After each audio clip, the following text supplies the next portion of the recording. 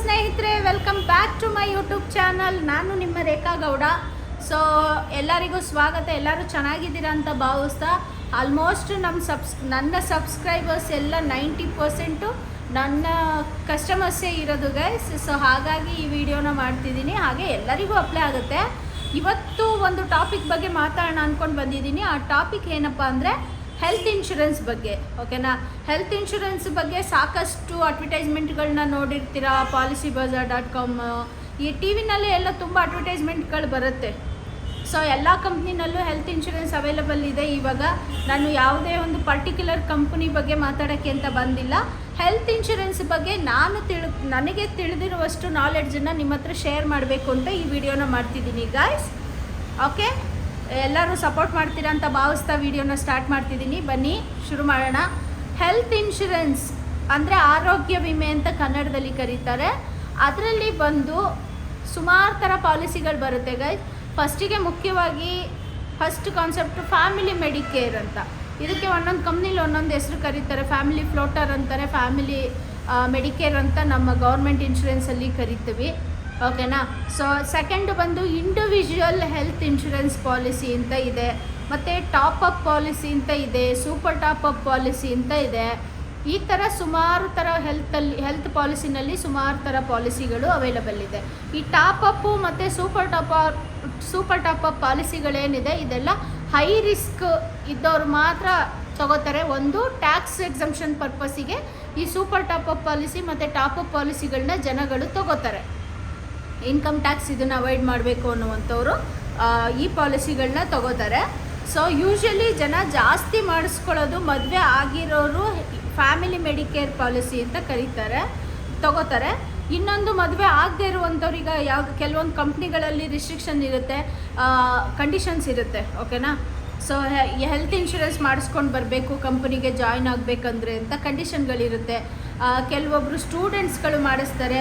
Health ಇನ್ಶೂರೆನ್ಸಲ್ಲೇ company ಎಂಪ್ಲಾಯೀಸ್ಗಳಿಗೆ ಅಂತ ಕಂಪನಿಯವರು ಪಾಲಿಸಿಗಳನ್ನ ತಗೋತಾರೆ. ಕೆಲವೊಂದು ಟೈಲರ್ ಮೇಡ್ ಇದೆ, ತುಂಬ ಜಾಸ್ತಿ ಎಂಪ್ಲಾಯೀಸ್ಗಳಿರ್ತಾರಲ್ಲ, ಗ್ರೂಪ್ ಹೆಲ್ತ್ ಇನ್ಶೂರೆನ್ಸ್ ಅಂತ ಇದೆ.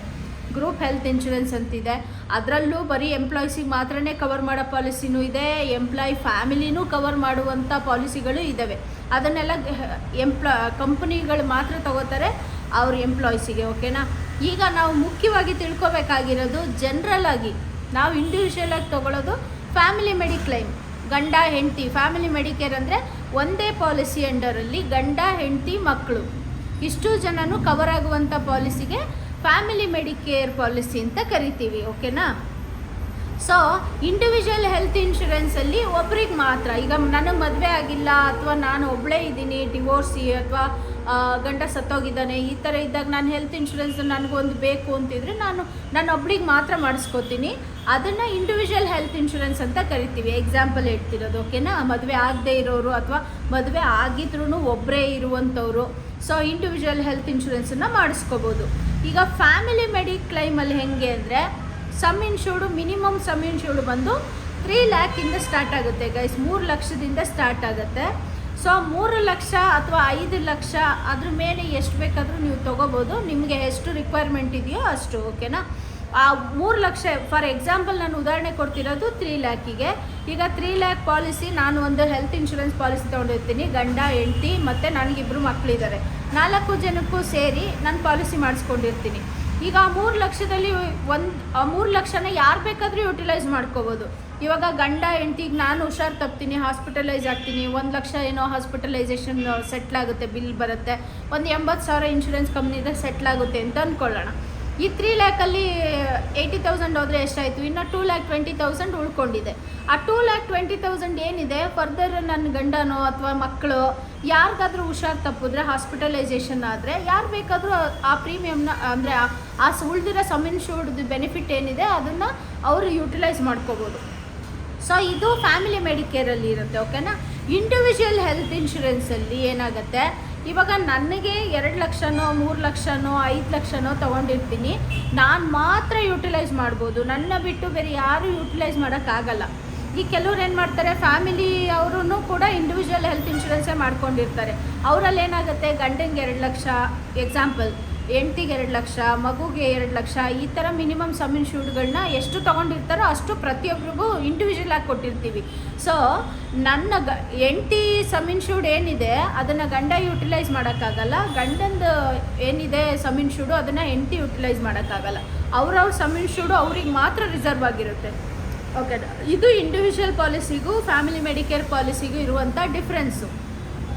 ಸೊ ನಾನು ಯೂಶ್ವಲಿ ಫ್ಯಾಮಿಲಿಗಳಿಗೆ ಸಜೆಸ್ಟ್ ಮಾಡೋದು ಫ್ಯಾಮಿಲಿ ಮೆಡಿಕೇರ್ ಪಾಲಿಸಿ ತೊಗೊಳ್ಳಿ ಅಂತ. ಕೆಲವರು ಏನು ಮಾಡ್ತಾರೆ, ಒಂದೇ ಸಲ ಇನ್ನೂ 30 ಇಯರ್ಸ್ ಆಗಿರುತ್ತೆ, ತಮ್ಮ 7 ಲಕ್ಷ ತೊಗೊಳ್ಳಿ, 8 ಲಕ್ಷ ತೊಗೊಳ್ಳಿ, ಆ ಥರ ಮಾಡಬೇಡಿ, ನನ್ನ ಸಜೆಷನ್. ಓಕೆನಾ? ಯಾಕೆಂದರೆ ಯೂಶ್ವಲಿ ಅಪ್ ಟು 35-40 ಕ್ರಾಸ್ ಆಗೋವರೆಗೂ ನಮ್ಗೆ ಅಂಥ ಹೆಲ್ತ್ ಇಶ್ಯೂಸ್ ಏನು ಬರೋಲ್ಲ. ಮಿನಿಮಮ್ 3 ಲ್ಯಾಕ್ಸ್ ತೊಗೊಳ್ಳಿ ಸ್ಟಾರ್ಟಿಂಗು. ನೀವು ಸ್ಟಾರ್ಟಿಂಗಿಂದನೇ ಚಿಕ್ಕ ವಯಸ್ಸಿಂದನೇ ಹೆಲ್ತ್ ಇನ್ಶೂರೆನ್ಸ್ಗಳನ್ನ ಮಾಡ್ಕೊಂಡು ಬಂದರೆ ನಿಮಗೆ ಸೀನಿಯಾರಿಟಿ ಕಂಟಿನ್ಯೂಷನ್ ಸಿಗುತ್ತೆ ಗೈಸ್. ಓಕೆನಾ? ಈ ಸೀನಿಯಾರಿಟಿ ಕಂಟಿನ್ಯೂಷನ್ ಸಿಗೋದ್ರಿಂದ ನಿಮಗೆ ಇನ್ ಫ್ಯೂಚರ್ ಯಾವುದೇ ಥರ ಆಪ್ರೇಷನ್ಸ್ಗಳಾದರೆ ಅದಕ್ಕೆಲ್ಲ ಕ್ಲೈಮ್ ಮಾಡೋದಕ್ಕೆ ನಿಮ್ಗೆ ಹೆಲ್ಪ್ ಆಗುತ್ತೆ. ಈ ಕೆಲವರು 90% ಬೇಡ 70% ಅಥವಾ 50% ಜನ ಏನು ಮಾಡ್ತಾರೆ ಗೊತ್ತಾ, ಈ ಹೆಲ್ತ್ ಇನ್ಶೂರೆನ್ಸ್ ಬಗ್ಗೆ ನಾಲೆಡ್ಜ್ ಇರಲ್ಲ, ದುಡ್ಡು ಕೆಲವೊಬ್ಬರಿಗೆ ಟೈಮ್ ಇರಲ್ಲ, ಕೆಲವೊಬ್ಬರಿಗೆ ದುಡ್ಡು ಇರಲ್ಲ, ಕೆಲವೊಬ್ಬರಿಗೆ ಸರಿಯಾಗಿ ಪ್ರಾಪರಾಗಿ ಗೈಡೆನ್ಸ್ ಸಿಕ್ಕಿರಲ್ಲ. ಸೊ ಯಾವುದೋ ಒಂದು ಕಾರಣಕ್ಕೆ ಹೆಲ್ತ್ ಇನ್ಶೂರೆನ್ಸ್ ಮಾಡಿರಲ್ಲ, ಸಡನ್ನಾಗಿ ಏನೋ ಒಂದು ಆಪ್ರೇಷನ್ ಮಾಡಬೇಕು ಅಂತ ಡಾಕ್ಟ್ರು ಸಜೆಸ್ಟ್ ಮಾಡಿರ್ತಾರೆ. ಸೊ ಆವಾಗ ಹೆಲ್ತ್ ಇನ್ಶೂರೆನ್ಸ್ ಮಾಡ್ತೀರಾ ಅಂತ ಕೇಳ್ಕೊಂಬರ್ತಾರೆ. ನಮಗೆ ಆ ಥರ ಎಷ್ಟೊಂದು ಉದಾಹರಣೆಗಳು ನಮ್ಮಲ್ಲೇ ಇದ್ದಾವೆ. ಈಗ ಡಾಕ್ಟ್ರು ಆಪ್ರೇಷನ್ ಮಾಡಬೇಕು ಅಂತ ಹೇಳಿದ್ದಾರೆ, ಮೇಡಮ್ ಒಂದು ಹೆಲ್ತ್ ಇನ್ಶೂರೆನ್ಸ್ ಮಾಡಿಕೊಡ್ತೀರಾ ಅಂತ. ಆದರೆ ಆಪ್ರೇಷನ್ಸ್ಗಳ ಕೆಲವೊಂದು ಕಂಡೀಷನ್ಗಳಿರುತ್ತೆ ಗೈಸ್. ಯಾವುದೇ ಹೆಲ್ತ್ ಇನ್ಶೂರೆನ್ಸಲ್ಲಾದ್ರೂ ನೀವು ಪಾಲಿಸಿ ತೊಗೊಂಡ 30 ಡೇಸ್ ವೇಟಿಂಗ್ ಪೀರಿಯಡ್ ಇರುತ್ತೆ. ಯಾವುದೇ ಥರ ಕವರೇಜಸ್ಸು ಆ ಪಾಲಿಸಿನಲ್ಲಿ ಆಗೋದಿಲ್ಲ. ಓಕೆಯಾ? ಆಫ್ಟರ್ 30 ಡೇಸು ಯಾವುದೇ ಥರ ಇಲ್ನೆಸ್ಗಳು ಅಂದರೆ ಕಾಯಿಲೆಗಳು, ಓಕೆನಾ, ಈಗ ಜ್ವರ ಬಂತು, ಕೆಮ್ಮು, ತಲೆನೋವು, ನೆಗಡಿ, ಯಾವುದೇ ಥರ ಕಾಮನ್ ಇಶ್ಯೂಸು ಕಾಯಿಲೆಗಳು ಡಾಕ್ಟ್ರು ರೆಫರ್ ಮಾಡಿರಬೇಕು ಗೈಸ್. ಇದನ್ನು ಕರೆಕ್ಟಾಗಿ ನೋಟ್ ಮಾಡ್ಕೊಳ್ಳಿ. ಸುಮ್ಮನೆ ನಾವೇ ಹೋಗ್ಬಿಟ್ಟು ತೋರಿಸ್ಕೊಂಬಿಟ್ಟು ಅಡ್ಮಿಷನ್ ಆಗಿಬಿಟ್ರೆ ಕ್ಲೈಮ್ ಮಾಡೋಕ್ಕಾಗಲ್ಲ ಹೆಲ್ತ್ ಇನ್ಶೂರೆನ್ಸಲ್ಲಿ. ನೀವೇನು ಮಾಡಬೇಕು, ಡಾಕ್ಟ್ರ್ ಹತ್ರ ಫಸ್ಟು ತೋರಿಸ್ತೀರಾ. ಡಾಕ್ಟ್ರು ನಿಮ್ಗೇನಾದರೂ ಸಿವಿಯರ್ ಆಗಿದೆ, ಈಗ ಔಟ್ ಪೇಷೆಂಟಾಗಿ ನೀವು ಟ್ರೀಟ್ಮೆಂಟ್ ತೊಗೊಳಕ್ಕಾಗಲ್ಲ, ಇನ್ ಪೇಷೆಂಟಾಗೆ ನೀವು ಟ್ರೀಟ್ಮೆಂಟ್ ತೊಗೋಬೇಕು ಅಂತಿದ್ರೆ ಅವರು ಅಡ್ಮಿಷನ್ನಿಗೆ ರೆಫರ್ ಮಾಡ್ತಾರೆ, ಬರೀತಾರೆ. ಸೊ ಡಾಕ್ಟ್ರು ರೆಫರೆನ್ಸ್ ಮೇರೆಗೆ ನೀವು ಹಾಸ್ಪಿಟಲೈಸೇಷನ್ ಆಗಿ ಮಿನಿಮಮ್ 24 ಅವರ್ಸ್ ಅಥವಾ 24 ಅವರ್ಸ್ಗಿಂತ ಜಾಸ್ತಿ ಅಡ್ಮಿಟ್ ಆಗುವಂಥ ಯಾವುದೇ ಥರ ಕಾಯಿಲೆಗಳಿದ್ರೂ ನೀವು ಆಫ್ಟರ್ 30 ಡೇಸು ಹೆಲ್ತ್ ಇನ್ಶೂರೆನ್ಸ್ ಪಾಲಿಸಿನಲ್ಲಿ ಕ್ಲೈಮ್ ಮಾಡ್ಕೋಬೋದು. ಅದು ಇಂಡಿವಿಜುವಲ್ ಹೆಲ್ತ್ ಇನ್ಶೂರೆನ್ಸಲ್ಲೂ ಅಷ್ಟೇ, ಫ್ಯಾಮಿಲಿ ಮೆಡಿಕೇರ್ ಹೆಲ್ತ್ ಇನ್ಶೂರೆನ್ಸಲ್ಲೂ ಅಷ್ಟೇ. ಸೊ ನೀವು ಕ್ಲೈಮ್ ಮಾಡ್ಬೋದು. ಅದು ಬಿಟ್ಟು accidental related medical expenses cover ಎಲ್ಲ ತೊಗೊಂಡಿದ್ರೆ ಆಕ್ಸಿಡೆಂಟ್ ಇದೆಲ್ಲ ನಿಮಗೆ ಡೇ 1ಇಂದನೇ ಕವರ್ ಆಗುತ್ತೆ. ಅದಕ್ಕೆ ಯಾವುದೇ ಥರ ಇದಿರಲ್ಲ. ಇನ್ ಕೇಸ್ ಆಕ್ಸಿಡೆಂಟ್ ಆಗಿ ನಾವು ಹಾಸ್ಪಿಟಲೈಸೇಷನ್ ಆದರೆ ಆವಾಗ ನಿಮ್ಗೆ ಡೇ 1ಇಂದನೇ ಕವರ್ ಆಗುತ್ತೆ. ಕಾಮನ್ ಹೆಲ್ತ್ ಇಶ್ಯೂಸ್ ಎಲ್ಲ ಏನಿದೆ ಮಿನಿಮಮ್ 30 ಡೇಸ್ ಆದಮೇಲೆ ಪಾಲಿಸಿ ಕವರ್ ಆಗುತ್ತೆ. ಇನ್ನು ಆಪ್ರೇಷನ್ಸ್ ಅಂತ ಬಂದಾಗ ಫಸ್ಟು 2 ಇಯರ್ಸು ನಿಮ್ಗೆ ಯಾವುದೇ ಥರ ಆಪ್ರೇಷನ್ಸು ಕವರ್ ಆಗೋಲ್ಲ. ಉದಾಹರಣೆಗೆ ಸಣ್ಣ ಪುಟ್ಟ ಆಪ್ರೇಷನ್ಸು ಗೈಸ್, ಏನಂದರೆ ಕಿಡ್ನಿ ಸ್ಟೋನ್ ರಿಮೂವಲ್ ಇರ್ಬೋದು, ಅಪೆಂಡಿಸ್ ಇರ್ಬೋದು, ಫೈಲ್ಸ್ ಆಪ್ರೇಷನ್ ಇರ್ಬೋದು, ಕ್ಯಾಟ್ರಾಕ್ಟ್ ಕಣ್ಣಿನ ಪೊರೆ ಆಪ್ರೇಷನ್ ಇರ್ಬೋದು, ಇವೆಲ್ಲ ಸಣ್ಣ ಪುಟ್ಟ. ಓಕೆನಾ? ಸೊ ಈ ಥರ ಸಣ್ಣ ಪುಟ್ಟ ಕಾಯಿಲೆಗಳು ಬಂದು 2 ವರ್ಷ ಕವರ್ ಆಗಲ್ಲ ಅಂತ ಕಂಡೀಷನ್ಸ್ ಇರುತ್ತೆ.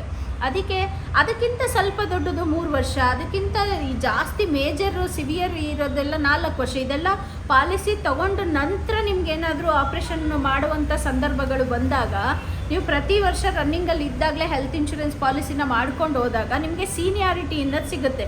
ಯಾಕೆಂದರೆ ನೀವು ಫ್ರೆಷರ್ ಅಂತ ಕನ್ಸಿಡರ್ ಆಗಲ್ಲ. ನೀವು ಪ್ರತಿ 1 ವರ್ಷದಿಂದ ಇನ್ನೊಂದು ವರ್ಷಕ್ಕೆ ಕಾಲಿಡ್ತಾ ನೀವು ಸೀನಿಯರ್ಸ್ ಆಗ್ತೀರಾ. ನಿಮ್ಮ ಪಾಲಿಸಿ ಸೀನಿಯರ್ ಆಗುತ್ತೆ. ಆವಾಗ 4 ಇಯರ್ಸ್ ಕ್ರಾಸ್ ಆಗಿಬಿಟ್ರೆ ಗೈಸ್ ನಿಮಗೆ ಯಾವುದೇ ಥರ ಆಪ್ರೇಷನ್ಗಳಾಗಲಿ ಯಾವುದೇ ಥರ ಇಲ್ನೆಸ್ಗಳಾಗಲಿ ನಿಮಗೆಲ್ಲನೂ ಕವರ್ ಆಗುತ್ತೆ. ಮತ್ತು ಆಮೇಲೆ ಮುಖ್ಯವಾಗಿ ನೀವು ಮಾಡಬೇಕಾಗಿರೋದು ಏನಪ್ಪ ಅಂದರೆ, ನಿಮ್ಗೆ ಯಾವುದೇ ಥರ ಹೆಲ್ತ್ ಇಶ್ಯೂಸ್ ಇದ್ದರೆ, ಉದಾಹರಣೆಗೆ BP ಇದ್ದರೆ ಅಥವಾ ಶುಗರ್ ಇದ್ದರೆ, ಥೈರಾಯ್ಡ್ ಇದ್ದರೆ, ನೀವು ಯಾವುದಾದ್ರೂ ಮೆಡಿಸನ್ ಅಂಡರಲ್ಲಿ ಇದ್ದರೆ ಆಲ್ರೆಡಿ ಹೆಲ್ತ್ ಇನ್ಶೂರೆನ್ಸ್ ಮಾಡೋಕ್ಕೆ ಮುಂಚೆ ಅದನ್ನು ನೀವು ಪ್ರಪೋಸಲಲ್ಲಿ ಡಿಕ್ಲೇರ್ ಮಾಡಬೇಕು. ಓಕೆನಾ? ಕೆಲವ್ರು ಏನು ಮಾಡ್ತಾರೆ, ಆಸ್ತಮಾ ಇರುತ್ತೆ ಅಥವಾ ಶುಗರ್ ಇರುತ್ತೆ, ಯಾವುದನ್ನು ಹೇಳಲ್ಲ. ಯಾಕೆಂದರೆ ಅಪ್ ಟು 50 ಇಯರ್ಸ್ವರೆಗೂ ಮೆಡಿಕಲ್ ಚೆಕಪ್ ಇರಲ್ಲ. ಈಗಿನ ಇದರಲ್ಲಿ ಯಾರಿಗೆ ಯಾವಾಗ ಯಾವ ಥರ ಇಶ್ಯೂಸ್ ಬರುತ್ತೆ ಅಂತ ಅಂದಾಜು ಮಾಡೋಕ್ಕೆ ಆಗ್ತಿಲ್ಲ ಗೈಸ್. ಈ 1 ತಿಂಗಳು ಮಕ್ಕಳಿಗೆಲ್ಲ ಶುಗರ್ ಇದಿರುತ್ತೆ, ಹೇಳೋಕ್ಕಾಗಲ್ಲ. ಸೊ ಏನೇ ಇದ್ರೂ ನೀವು ಪಾಲಿಸಿ ತೊಗೊಳ್ಳುವಾಗಲೇ ಪ್ರಪೋಸಲಲ್ಲಿ ಡಿಕ್ಲೇರ್ ಮಾಡಿದರೆ ಅದು ಮಿನಿಮಮ್ ಆವಾಗ 4 ಇಯರ್ಸ್ ಏನೋ ಇತ್ತು, ಅದು 4 ಇಯರ್ಸ್ ಕವರ್ ಆಗಲ್ಲ ಅಂತ. ಮೇ ಬಿ ಇವಾಗ ಪ್ರೀ ಎಕ್ಸಿಸ್ಟಿಂಗ್ ಡಿಸೀಸ್ ಎಲ್ಲ 3 ಇಯರ್ಸ್ಗೆ ಇಳಿಕೆ ಮಾಡಿದ್ದಾರೆ. ಓಕೆನಾ? ಅದು 3 ವರ್ಷದವರೆಗೂ ಕವರ್ ಆಗಲ್ಲ. 4ನೇ ವರ್ಷದಿಂದ ಆ ಪ್ರೀ ಎಕ್ಸಿಸ್ಟಿಂಗ್ ಆಲ್ಸೋ ಕವರ್ಡ್ ಅಂತ ಒಂದು ಪ್ರೊಸೀಜರ್ ಇದೆ. ನೀವು ಅದನ್ನು ಕರೆಕ್ಟಾಗಿ ಡಿಕ್ಲೇರ್ ಮಾಡಬೇಕು, ನಿಮ್ಗೆ ಏನು ಹೆಲ್ತ್ ಇಶ್ಯೂಸ್ ಇದೆ ಅಂತ. ಓಕೆನಾ? ಅದನ್ನೆಲ್ಲ ಡಿಕ್ಲೇರ್ ಮಾಡಿದ್ರೆ 4 ಇಯರ್ಸ್ ಕ್ರಾಸ್ ಆದರೆ ನಿಮಗೆ ಹೆಲ್ತ್ ಇನ್ಶೂರೆನ್ಸಲ್ಲಿ ತುಂಬ ಉಪಯೋಗಗಳಿದೆ. ಆಮೇಲೆ ಇನ್ನೊಂದು ಮುಖ್ಯವಾಗಿ ನೀವು ತಿಳ್ಕೊಬೇಕಾಗಿರೋದು, ಹೆಲ್ತ್ ಇನ್ಶೂರೆನ್ಸಲ್ಲಿ ಯಾವುದೇ ಥರ ರೀಫಂಡ್ ಬರಲ್ಲ. ಕ್ಯುಮ್ಯುಲೇಟಿವ್ ಬೋನಸ್ ಅಂತ ಸಿಗುತ್ತೆ. ಈಗ 1 ವರ್ಷ, ಫಾರ್ ಎಕ್ಸಾಂಪಲ್ 1 ವರ್ಷ ಪಾಲಿಸಿ ಮಾಡ್ತೀವಿ, ನಮ್ಮದು ಏನೂ ಕ್ಲೈಮ್ ಇಲ್ಲ, ನಿಮಗೆ ಕಟ್ಟಿರೋ ದುಡ್ಡು ವಾಪಸ್ ಬರಲ್ಲ. ಓಕೆನಾ? ನೆಕ್ಸ್ಟ್ ಇಯರ್ ನೀವು ರಿನ್ಯೂವಲ್ ಮಾಡಿದ್ರೆ 1 ವರ್ಷದಿಂದ 2ನೇ ವರ್ಷಕ್ಕೆ ನಿಮಗೆ ಬಡ್ತಿ ಸಿಗುತ್ತೆ, ಸೀನಿಯಾರಿಟಿ ಕಂಟಿನ್ಯೂಟಿ ಸಿಗುತ್ತೆ. ಜೊತೆಗೆ ಅದಕ್ಕೆ ಇಷ್ಟು % ಅಂತ ಕ್ಯುಮ್ಯುಲೇಟಿವ್ ಬೋನಸ್ ಅಂತ ಕೊಡ್ತಾರೆ. ಈಗೆಲ್ಲ ಎಲ್ಲ ಹೆಲ್ತ್ ಇನ್ಶೂರೆನ್ಸ್ ಪಾಲಿಸಿನಲ್ಲೂ ರಿಸ್ಟೋರೇಷನ್ ಬೆನಿಫಿಟ್ ಅಂತ ಒಂದು ಕೊಟ್ಟಿದ್ದಾರೆ. ಸಮ್ ಇನ್ಶೂರ್ಡ್, ಈಗ ಇಷ್ಟು ಸಮ್ ಇನ್ಶೂರ್ಡ್ ಅಂತ ನಾವು ತೊಗೊಂಡಿರ್ತೀವಿ. ಫಾರ್ ಎಕ್ಸಾಂಪಲ್ ಒಂದು 3 ಲಕ್ಷ ತೊಗೊಂಡಿರ್ತೀವಿ, 3 ಲಕ್ಷ ಖಾಲಿ ಆಗೋಯ್ತು ವರ್ಷದ ಮಧ್ಯದಲ್ಲಿ, ನಾವು ಮತ್ತೆ ಇನ್ನೂ 3 ಲ್ಯಾಕ್ಸಿಗೆ ಅಡಿಷ್ನಲ್ ಪ್ರೀಮಿಯಮ್ನ ಪೇ ಮಾಡಿ ನಾವು ಇನ್ನೂ 3 ಲಕ್ಷ ಬೇಕಂದರೆ ಪಾಲಿಸಿನಲ್ಲಿ ಆ್ಯಡ್ ಮಾಡಿಸ್ಕೋಬೋದು. ಈ ಥರ ಏನೇನೋ ಬೆನಿಫಿಟ್ಗಳಿದ್ದಾವೆ. ಸೊ ಹೆಲ್ತ್ ಇನ್ಶೂರೆನ್ಸು ಎಲ್ಲ ಫ್ಯಾಮಿಲಿಗೂ ತುಂಬ ಇಂಪಾರ್ಟೆಂಟ್ ಆಗಿದೆ ಇವಾಗ. ಬಟ್ ಜನಗಳಲ್ಲಿ ಕೆಲವ್ರಿಗೆ ಅರಿವಿದೆ, ಕೆಲವ್ರಿಗೆ ಇನ್ನು ಅದ್ರ ಬಗ್ಗೆ ಅರಿವಿಲ್ಲ. ಕೆಲವರು ಹಳ್ಳಿಗಳಲ್ಲಿ ಎಲ್ಲ ಯಶಸ್ವಿನಿ ಕಾರ್ಡ್ ಅಂತ ಮಾಡಿಸ್ತಾರೆ. ಸೊ ಅದರಲ್ಲೇ ನಮಗೆ 5 ಲಕ್ಷದವರೆಗೂ ಕವರೇಜ್ ಇದೆ ಅಂತ ಹೇಳ್ತಾರೆ. ಕೆಲವರು ಗೌರ್ಮೆಂಟ್ ಹಾಸ್ಪಿಟಲ್ನೇ ಡಿಪೆಂಡ್ ಆಗಿರ್ತಾರೆ. ಸೊ ಅವ್ರವ್ರ ಇಚ್ಛೆಗೆ ಬಿಟ್ಟಿದ್ದು ಗೈಸ್. ನಾನು ಹೇಳ್ತಿರೋದು, ಹೆಲ್ತ್ ಇನ್ಶೂರೆನ್ಸನ್ನು ಕಾಯಿಲೆ ಬಂದ ಮೇಲೆ ತಗೊಳ್ಳೋದಕ್ಕಿಂತ ನೀವು ಬರೋದಕ್ಕೆ ಮುಂಚೆನೇ ಸೇವಿಂಗ್ಸ್ ಮಾಡಿ ಅದಕ್ಕೆ ಅಂತ ಒಂದು 3 ಲ್ಯಾಕ್ಸ್ ಮಾಡ್ಕೊಂಡು ಬನ್ನಿ ರಿನಿವಲ್ಲು. ನಿಮ್ಮ ಹೆಲ್ತ್ ಸಂಬಂಧಪಟ್ಟಂಗೆ ನಿಮಗೆ ಗೊತ್ತಾಗ್ತಾ ಇರುತ್ತೆ. ನೀವೇನು ಮಾಡಿ, ಒಂದೊಂದೇ ಸ್ಲ್ಯಾಬು ಏಜಿಗೆ ತಕ್ಕಂಗೆ ನೀವು ಒಂದೊಂದೇ ಸ್ಲ್ಯಾಬು ಮೇಲೆ ಹೋಗ್ತಾ ಹೋಗಿ ಸಮ್ ಇನ್ಶೂರ್ಡ್ನ ಇನ್ಕ್ರೀಸ್ ಮಾಡ್ಕೊಂಡು ಹೋಗ್ಬೋದು ಒಂದೊಂದೇ ಟೇಬಲ್ನ. ಓಕೆನಾ? ಒಂದೇ ಸಲ ನೀವು ಜಾಸ್ತಿ ಸಮ್ ಇನ್ಶೂರ್ಡು ತೊಗೊಳ್ಳೋದು ಬೇಡ. ಯಂಗ್ ಏಜಲ್ಲಿ ಸ್ವಲ್ಪ ಕಡಿಮೆ ತೊಗೊಳ್ಳಿ. ಅದು ವಯಸ್ಸು ಆಗ್ತಾ ಅದಕ್ಕೆ ತಕ್ಕಂಗೆ ನೀವು ಸ್ವಲ್ಪನೇ ಸಮ್ ಇನ್ಶೂರ್ಡ್ನ ಜಾಸ್ತಿ ಮಾಡ್ಕೊಂಡು ಬಂದರೆ ನಿಮಗೆ ಹೆಲ್ತ್ ಇನ್ಶೂರೆನ್ಸ್ ಬರ್ಡನ್ ಅಂತಲೂ ಅನಿಸಲ್ಲ, ಜೊತೆಗೆ ಸೀನಿಯಾರಿಟಿನೂ ಸಿಗುತ್ತೆ. ಇನ್ನು ಕೆಲವ್ರು ಏನು ಮಾಡ್ತಾರೆ, ಯಂಗ್ ಏಜಿಂದನೂ ಕಟ್ಕೊಂಡು ಬಂದಿರ್ತಾರೆ. ಯಾವಾಗ ಹೆಲ್ತ್ ಇನ್ಶೂರೆನ್ಸ್ ಅವಶ್ಯಕತೆ ಇರುತ್ತೋ ಆವಾಗ ಏನು ಮಾಡ್ತಾರೆ, ಈ ಕೆಲವೊಂದು ಸಲ ಇನ್ಫಾರ್ಮೇಷನ್ ಸಿಗ್ದಲೇನೋ ಅಥವಾ ಮರ್ತು ಬಿಟ್ಟು ಲೇಸಿನೆಸ್ಸಲ್ಲೋ ಹೆಲ್ತ್ ಇನ್ಶೂರೆನ್ಸ್ ರಿನ್ಯೂವಲ್ ಮಾಡಲ್ಲ. ಅದಕ್ಕೆ ಗ್ರೇಸ್ ಪೀರಿಯಡ್ ಇರುತ್ತೆ, 15 ಡೇಸು 1 ಮಂತ್. ಓಕೆನಾ? ಇನ್ ಕೇಸ್ ನೋಡ್ಕೊಳ್ದೆ ಪಾಲಿಸಿ ಎಕ್ಸ್ಪೈರ್ ಆದ್ರೂ ಸೀನಿಯಾರಿಟಿ ಕಂಟಿನ್ಯೂಷನ್ಗೆ ಮ್ಯಾಕ್ಸಿಮಮ್ 30 ಡೇಸು ಟೈಮ್ ಇದೆ, ಗ್ರೇಸ್ ಪೀರಿಯಡ್ ಇದೆ. ವಿತಿನ್ 30 ಡೇಸ್ ನೀವು ರಿನ್ಯೂವಲ್ ಮಾಡಿಕೊಂಡ್ರೆ ನಿಮಗೆ ಸೀನಿಯಾರಿಟಿ ಕಂಟಿನ್ಯೂಟಿ ಸಿಗುತ್ತೆ. 30 ಡೇಸ್ ಕ್ರಾಸ್ ಆದರೆ ನೀವು ಎಷ್ಟು ವರ್ಷದಿಂದ ಕಟ್ಕೊಂಡ್ಬಂದಿದ್ರು ಆ ಪಾಲಿಸಿ ವೇಸ್ಟು. ಅಗೇನ್ ನೀವು ಪಾಲಿಸಿ ತೊಗೋಬೇಕು ಅಂದರೆ ನೀವು ಫ್ರೆಶರ್ ಥರನೇ ಟ್ರೀಟ್ ಆಗ್ತೀರಾ, ಮತ್ತೆ 4 ಇಯರ್ಸ್ ವೆಯ್ಟ್ ಮಾಡಬೇಕು. ಆ ಥರ ಸೀನಿಯಾರಿಟಿ ಹೋಗ್ಬಿಡುತ್ತೆ. ಸೊ ಹಾಗಾಗಿ ನಿಮ್ಮೆಲ್ಲರಿಗೂ ನಾನು ಹೇಳೋದು, ನಮ್ಮ ಕಸ್ಟಮರ್ಸಿಗೆ ಯಾರೆಲ್ಲ ಹೆಲ್ತ್ ಇನ್ಶೂರೆನ್ಸ್ನ ಮಾಡಿಲ್ವೋ ನೀವು ನಮ್ಮ ಹತ್ರನೇ ಮಾಡಿ ಅಂತ ನಾನು ಹೇಳಲ್ಲ. ಹೆಲ್ತ್ ಇನ್ಶೂರೆನ್ಸ್ ಯುನೈಟೆಡ್ ಇನ್ಶೂರೆನ್ಸಲ್ಲೇ ಮಾಡಿ ಅಂತಲೂ ನಾನು ಹೇಳಲ್ಲ. ನಿಮಗೆ ಎಲ್ಲಿ ಕನ್ವಿನಿಯೆಂಟ್ ಅನಿಸುತ್ತೆ ಆ ಕಂಪ್ನಿನಲ್ಲಿ, ಯಾವ ಕಂಪ್ನಿ ಮೇಲೆ ನಿಮಗೆ ಟ್ರಸ್ಟ್ ಇರುತ್ತೋ ಆ ಕಂಪ್ನಿನಲ್ಲಿ ನಿಮ್ಮ ಫೈನಾನ್ಷಿಯಲ್ ಇದಕ್ಕೆ ತಕ್ಕ ಹಾಗೆ ಒಂದು ಸಣ್ಣದಾಗಾದರೂ ಪರವಾಗಿಲ್ಲ ಒಂದು ಹೆಲ್ತ್ ಇನ್ಶೂರೆನ್ಸ್ನ ಮಾಡಿಕೊಂಡ್ರೆ ಉತ್ತಮ ಅನ್ನೋದು ನನ್ನ ಅಭಿಪ್ರಾಯ ಗೈಸ್. ಐ ಹೋಪ್ ನಾನು ಏನೇನು ಹೇಳಿದೆ ಹೆಲ್ತ್ ಇನ್ಶೂರೆನ್ಸಲ್ಲಿ.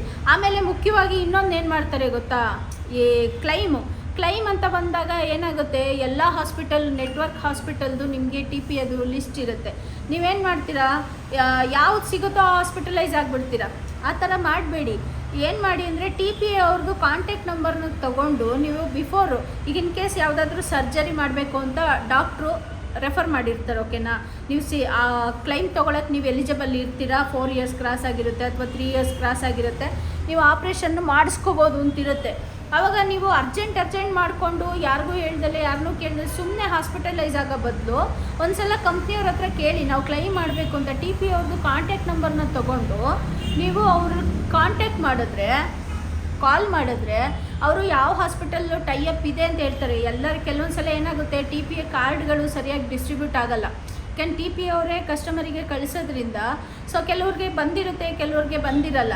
ಸೊ ಅವಾಗ ನೀವೇನು ಮಾಡಬೇಕು, ನೀವು ಯಾವ ಏಜೆಂಟ್ ಹತ್ರ ಪಾಲಿಸಿ ಮಾಡಿರ್ತೀರಾ ಅಥವಾ ಯಾವ ಆಫೀಸಲ್ಲಿ ವಾಕಿನ್ ಡೈರೆಕ್ಟಾಗಿ ಹೋಗಿ ಪಾಲಿಸಿ ಮಾಡ್ಕೊಂಡಿರ್ತೀರೋ ಅವ್ರಿಗೆ ಒಂದು ಸಲ ಮಾತಾಡಿ, TPA ಅವ್ರದ್ದು ನಂಬರ್ ತೊಗೊಳ್ಳಿ. TPA ಪರ್ಸನ್ಗಳದ್ದು ಕಾಂಟ್ಯಾಕ್ಟ್ ನಂಬರು, ಮೊಬೈಲ್ ನಂಬರ್ನೆಲ್ಲ ಇಟ್ಕೊಂಡಿರ್ತಾರೆ ಸೊ ಕಂಪ್ನಿನಲ್ಲಿ. ಸೊ ಕಾಂಟ್ಯಾಕ್ಟ್ ನಂಬರ್ನ ತೊಗೊಂಡು ಅವ್ರ ಹತ್ರ ನಿಮಗೆ ನಿಯರೆಸ್ಟು ಯಾವ ಹಾಸ್ಪಿಟಲ್ ಜೊತೆ ಟೈಅಪ್ ಇದೆಯೋ ಕೇಳಿಕೊಂಡು ಕ್ಯಾಶ್ಲೆಸ್ಸಿಗೆ ನಿಮ್ಮ ಸರ್ಜನ್ ಹತ್ರ ನೀವು ಡಿಸ್ಕಸ್ ಮಾಡ್ಬೋದು. 1 ವೀಕ್ ಮುಂಚೆನೇ ನೀವು ಅವ್ರ ಹತ್ರ ಡಿಸ್ಕಸ್ ಮಾಡಿ, ಇಂಥ ಕ್ಲಿನಿಕ್ ಅಥವಾ ಇಂಥ ಹಾಸ್ಪಿಟಲ್ಲು ಕ್ಯಾಶ್ಲೆಸ್ ಇದೆ, ನೀವು ಆ ಹಾಸ್ಪಿಟಲಲ್ಲಿ ನೀವು ನನಗೆ ಸರ್ಜರಿ ಮಾಡಿಕೊಡ್ಬೋದಾ ಅಂದರೆ ಡಾಕ್ಟ್ರು ಡೆಫಿನೆಟಾಗಿ ಅದನ್ನು ಮಾಡಿಕೊಡ್ತಾರೆ ನಿಮಗೆ. ಸೊ ಆವಾಗ ನಿಮಗೆ ಕ್ಯಾಶ್ಲೆಸ್ ಸಿಕ್ಕೇ ಸಿಗುತ್ತೆ. ಅವಾಗ ನಿಮಗೆ ಈ ಗೋಜಲೆಲ್ಲ ಇರಲ್ಲ. ಕೆಲವ್ರು ಏನು ಮಾಡ್ತಾರೆ, ಇನ್ಫಾರ್ಮೇಷನ್ನೇ ಕೊಡಲ್ಲ, ಇಮ್ಮಿಡಿಯೇಟು ಇನ್ಫಾರ್ಮ್ ಮಾಡೋಕ್ಕೆ ಟೈಮೂ ಇರಲ್ಲ. ಆಮೇಲೆ ಇನ್ನೊಂದು ರೂಲ್ ಇದೆ, ಹಾಸ್ಪಿಟಲೈಸೇಷನ್ ಆಗ್ತಿದ್ದಂಗೆ ಟಿ ಪಿ ಎಗೆ ಕಂಪಲ್ಸರಿ ಇಂಟಿಮೇಷನ್ ಕೊಡಬೇಕು. ಕೆಲವ್ರು ಏನು ಮಾಡ್ತಾರೆ, ಇನ್ಫಾರ್ಮೇಷನ್ನೇ ಕೊಡಲ್ಲ. ಅವಾಗ ಏನಾಗುತ್ತೆ, ಇನ್ಫಾರ್ಮೇಷನ್ ಕೊಡದೆ ನಿಮ್ಮ ಪಾಡಿಗೆ ನೀವು ಅಡ್ಮಿಷನ್ ಆಗಿ ನಿಮ್ಮ ಪಾಡಿಗೆ ನೀವು ಡಿಸ್ಚಾರ್ಜ್ ಆದರೆ ಕ್ಲೈಮ್ ಕೊಡಲ್ಲ, ಕೆಲವೊಂದು ಸಲ ರಿಜೆಕ್ಟ್ ಆಗುತ್ತೆ. ಈಗ ನಮಗೆ ಒಂದು ಕೇಸ್ ಆ ಥರ ಆಯಿತು ಗೈಸ್. ನಮ್ಮ ಕಸ್ಟಮರ್ ಒಬ್ಬರು ಏನು ಮಾಡಿದ್ರು, ಯೂನಿಟಿ ಲೈಫ್ ಲೈನ್ ಅಂತ ಇಲ್ಲೇ ಸುಂಕದಕಟ್ಟೆ ಪಕ್ಕದಲ್ಲಿ ಒಂದು ಹಾಸ್ಪಿಟಲ್ ಇದೆ, ಅಲ್ಲಿ ಯಾರೋ ತಂಗಿ ಮಗಳೇನೋ ಕೆಲಸ ಮಾಡ್ತಾರೆ ಅಂತ ಇವ್ರಿಗೇನೋ ಹುಷಾರು ತಪ್ಪಿತು, ಅಲ್ಲಿ ಅಡ್ಮಿಷನ್ ಆಗುವಂಥ ನೆಸೆಸಿಟಿ ಇರಲಿಲ್ಲ ಅಂತ ಡಾಕ್ಟ್ರು ರಿಪೋರ್ಟ್ ಕೊಟ್ಟಿದ್ದಾರೆ. ಇವ್ರು ಏನು ಮಾಡಿದ್ದಾರೆ, ತಂಗಿ ಮಗಳು ಡಾಕ್ಟ್ರ್ ಅಲ್ವಾ ಅಂತ ಏನು ಮಾಡಿದ್ದಾರೆ, ಹಾಸ್ಪಿಟಲೈಸ್ ಆಗಿಬಿಟ್ಟಿದ್ದಾರೆ, ಟ್ರೀಟ್ಮೆಂಟ್ ಎಲ್ಲ ತೊಗೊಂಡಿದ್ದಾರೆ, ಟಿ ಪಿ ಅವರಿಗೆ ಇಂಟಿಮೇಷನ್ ಎಲ್ಲ ಮಾಡಿದ್ದಾರೆ. ನೀವು ಕಸ್ಟಮರ್ ಅವರಷ್ಟಕ್ಕೆ ಅವರೇ ನಮ್ಗೆ ಯಾವುದು ಇನ್ಫಾರ್ಮೇಷನ್ ಬರಲ್ಲ, ಏಜೆಂಟಿಗಾಗಲಿ ಆಫೀಸಿಗಾಗಲಿ ಅದಾಗಿದ್ದು ಇನ್ಫಾರ್ಮೇಷನ್ ಹೋಗಲ್ಲ. ಟಿ ಪಿ ಅವರು ಥರ್ಡ್ ಪಾರ್ಟಿ ಅಡ್ಮಿನಿಸ್ಟ್ರೇಟರ್ಸ್ ಅಂತ ಕರೀತಾರೆ, ಟಿ ಪಿ ಅಂದರೆ, ಓಕೆನಾ. ಅವರು ಕ್ಲೈಮ್ ರಿಜಿಸ್ಟ್ರ್ ಮಾಡಿಕೊಂಡು ಏನು ಮಾಡಿದ್ದಾರೆ, ಮತ್ತೆ ವಾಪಸ್ ಅವರಿಗೆ ಕ್ವೈರಿ ಮಾಡ್ತಾರೆ, ಯಾವ ಕಾರಣಕ್ಕೆ ಅಡ್ಮಿಷನ್ ಆಗಿದ್ದಾರೆ, ಏನು ಅಡ್ಮಿಷನ್ ರಿಪೋರ್ಟ್ ಇರುತ್ತಲ್ಲ, ಸೊ ಡಾಕ್ಟ್ರು ರೆಫರ್ ಮಾಡಿದ್ರು, ಅದನ್ನೆಲ್ಲ ಕಳಿಸ್ಕೊಂಡು ಅವ್ರೇನು ಮಾಡಿದ್ದಾರೆ, ಅವ್ರಿಗೂ ಅವರ ಮಧ್ಯೆ ಏನಾಗಿದೆಯೋ ನನಗೆ ಗೊತ್ತಿಲ್ಲ. ಆಫ್ಟರ್ 9 months ಅವರು ಡಿಸ್ಚಾರ್ಜ್ ಆಗಿ ಏನು ಮಾಡಿದ್ದಾರೆ, ತಂಗಿ ಮಗಳು ಕೆಲಸ ಮಾಡ್ತಿದ್ರು ಅಂತ ಅವ್ರು ಕ್ಯಾಶ್ ಕಟ್ಟಿಸ್ಕೊಂಡಿಲ್ಲ, ಅವ್ರಿಗೊಂದು ಚೆಕ್ ಲೀಫ್ನ ತೊಗೊಂಡು ಡಿಸ್ಚಾರ್ಜ್ ಮಾಡಿ ಕಳಿಸ್ಬಿಟ್ಟಿದ್ದಾರೆ ಕಸ್ಟಮರ್ನ, ಓಕೆನಾ. ಡಿಸ್ಚಾರ್ಜ್ ಮಾಡಿ ಕಳಿಸಿದ ಮೇಲೆ ಏನಾಗಿದೆ, ಇವರು 9 months ಆದಮೇಲೆ ಹಾಸ್ಪಿಟಲ್ ಅವರು ಕಸ್ಟಮರನ್ನ ಕರೆದ್ಬಿಟ್ಟು ಏನು ಹೇಳಿದ್ದಾರೆ, ಟಿ ಪಿ ಎಯಿಂದ ನಮಗೆ ಕ್ಲೈಮು ರಿಜೆಕ್ಟ್ ಆಗಿದೆ, ಕ್ಲೈಮ್ ಬಂದಿಲ್ಲ, ನೀವು ಕ್ಯಾಶ್ ಕಟ್ಟಿ ಅಂತ ಏನೋ ಹೇಳಿದ್ದಾರೆ, ಓಕೆನಾ. ಆವಾಗ 9 months ಆದಮೇಲೆ ನೆಕ್ಸ್ಟ್ ಮಂತ್ ಪಾಲಿಸಿ ರಿನಿವಲ್ ಇದೆ, ಆವಾಗ ಕಸ್ಟಮರ್ ನಮ್ಮ ಹತ್ರ ಬಂದ್ಬಿಟ್ಟು, ಮೇಡಮ್ ನಮ್ಮದು ಕ್ಲೈಮ್ ಸೆಟ್ಲ್ಮೆಂಟ್ ಆಗಿಲ್ಲ ಮೇಡಮ್, ಈ ಕ್ಲೈಮ್ಗೆ ಇದು ಮಾಡಿದ್ವಿ, ರಿಜೆಕ್ಟ್ ಮಾಡಿದ್ದಾರಂತೆ ಅಂತ. 9 months ಆದಮೇಲೆ ನೀವು ನಮ್ಮ ಹತ್ರ ಬಂದು ಕೇಳಿದ್ರೆ ನಾವು ಹೆಂಗೆ ಹೆಲ್ಪ್ ಮಾಡೋಕ್ಕಾಗತ್ತೆ, ನೀವೇ ಯೋಚನೆ ಮಾಡಿ. ನೀವು ಅಡ್ಮಿಷನ್ ಆಗೋಕ್ಕೆ ಮುಂಚೆ ನಮ್ಮ ಪಾಲಿಸಿ ಮಾಡುವಾಗ ಎಲ್ಲರಿಗೂ ಹೇಳ್ತೀವಿ, ಎಲ್ಲರೂ ಹೇಳ್ತಾರೆ ಏನಾದರೂ ಕ್ಲೈಮ್ ಬಂದರೆ ಫಸ್ಟು ನಮಗೊಂದು ಹೇಳಿ, ನಾವೊಂದು ಸಜೆಷನ್ ಕೊಡ್ತೀವಿ, ಅದನ್ನು ತೊಗೊಳ್ಳಿ ಅಂತ. ಬಟ್ ಕೆಲವೊಂದು ಸಲ ಏನಾಗುತ್ತೆ, ಇಮಿಡಿಯೇಟ್ ಸಿಚುವೇಷನ್ಗಳಲ್ಲಿ ಕೇಳೋಕ್ಕೂ ಟೈಮ್ ಇರೋಲ್ಲ, ಅವ್ರ ತಪ್ಪು ಅಂತಲೂ ನಾನು ಹೇಳಲ್ಲ. 9 months ಆದಮೇಲೆ ಅದು ಇದಾಗಿ ಆವಾಗ ರೀಸನ್ ಏನು ಕೊಟ್ಟಿದ್ದಾರೆ ಕ್ಲೈಮ್ ರಿಜೆಕ್ಷನ್ನಿಗೆ, ಇದು ಅಡ್ಮಿಷನ್ ಆಗುವಂಥ ಕಾಯಿಲೆ ಇರಲಿಲ್ಲ, ಅಡ್ಮಿಷನ್ ಆಗೋ ನೆಸೆಸಿಟಿ ಇರಲಿಲ್ಲ, ಆದ್ರೂ ಅಡ್ಮಿಷನ್ ಆಗಿದ್ದಾರೆ, ಸೊ ಹಾಗಾಗಿ ಹೆಲ್ತ್ ಇನ್ಶೂರೆನ್ಸಲ್ಲಿ ಕ್ಲೈಮ್ ಕೊಡಲ್ಲ ಅಂತ ರಿಜೆಕ್ಟ್ ಮಾಡಿದ್ದಾರೆ, ಓಕೆನಾ. ಸೊ ಅದಕ್ಕೆ ನಾನೇನು ಆನ್ಸರ್ ಕೊಡೋಕ್ಕಾಗಿಲ್ಲ, ಬಟ್ ಅವ್ರದ್ದು ಕ್ಲೈಮ್ ಸೆಟ್ಲ್ಮೆಂಟು ಆಗಿಲ್ಲ. ಬಟ್ ಆಮೇಲೆ ಅವರು ಪಾಪ ಅವರು ಅರ್ಥ ಮಾಡಿಕೊಂಡು ನೆಕ್ಸ್ಟ್ ರಿನಿವಲ್ ಕೂಡ ಮಾಡಿದ್ರು. ಬಟ್ ಈ ಇನ್ಸಿಡೆಂಟನ್ನು ಯಾಕೆ ಹೇಳ್ತಿದ್ದೀನಿ ಅಂದರೆ ಗೈಸ್, ಮತ್ತೆ ಯಾರಿಗೂ ಆ ಥರ ಇಶ್ಯೂಸ್ ಆಗಬಾರ್ದು. ನೀವೆಲ್ಲೇ ಹೆಲ್ತ್ ಇನ್ಶೂರೆನ್ಸ್ ಮಾಡಿಕೊಂಡ್ರು, ನೀವು ಯಾರ ಹತ್ರ ಮಾಡಿಸಿದ್ದೀರಾ ಅವ್ರನ್ನ ಒಂದ್ಸಲ ಕಾಂಟ್ಯಾಕ್ಟ್ ಮಾಡಿ, ಹಾಸ್ಪಿಟಲೈಸ್ ಆಗೋ ಸಂದರ್ಭ ಬಂದಾಗ, ಅಥವಾ ಟಿ ಪಿ ಅವ್ರ ಕಾಂಟ್ಯಾಕ್ಟ್ ನಂಬರ್ ತೊಗೊಂಡು ಅವ್ರ ಹತ್ರ ಒಂದ್ಸಲ ಡಿಸ್ಕಸ್ ಮಾಡಿ ಆಮೇಲೆ ಮುಂದುವರಿರಿ ಅಂತ ಹೇಳ್ತಾ, ಐ ಹೋಪ್ ನಿಮ್ಮೆಲ್ಲರಿಗೂ ನನ್ನ ಇನ್ಫಾರ್ಮೇಷನ್ ಇಷ್ಟ ಆಗಿದೆ ಅಂತ ಭಾವಿಸ್ತೀನಿ. Thank you so much all of you. ಎಲ್ಲರೂ ಹೆಲ್ತ್ ಇನ್ಶೂರೆನ್ಸ್ ತೊಗೊಳೋದಕ್ಕೆ ಟ್ರೈ ಮಾಡಿ, ಓಕೆನಾ. Take care, bye, see you.